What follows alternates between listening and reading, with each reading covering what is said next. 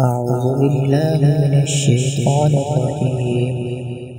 فرح المخلفون بمقعدهم خلاف رسول الله وكرهوا أن يجاهدوا بأموالهم وأنفسهم في سبيل الله وقالوا لا تنفروا في الحر نار جهنم أشد حرا لو كانوا يفقهون فليضحكوا قليلا وليبكوا كثيرا جزاء بما كانوا يكسبون.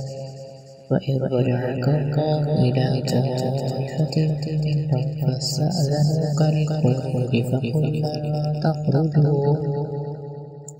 فقلنا لا تخرجوا معي أبدا ولن تقاتلوا معي عدوا إنكم رضيتم بالخروج أول مرة فاقعدوا مع الخالفين ولا تصل على أحد منهم مات أبدا ولا تقم على قبره إنهم كفروا بالله ورسوله وماتوا وهم فاسقون.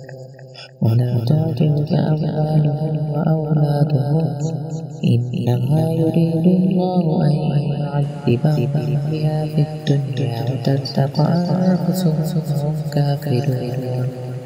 وإذا أنزلت سورة أن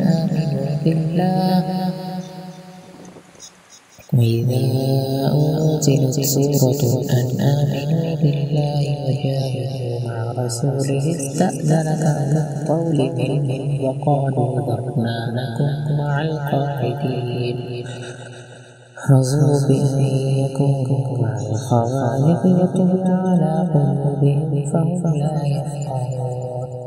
لكن الرسول والذين آمنوا معه جاهدوا بأموالهم وأنفسهم وأولئك لهم الخيرات وأولئك هم المفلحون. أعد الله لهم جنات تجري من تحتها الأنهار خالدين فيها ذلك الفوز العظيم.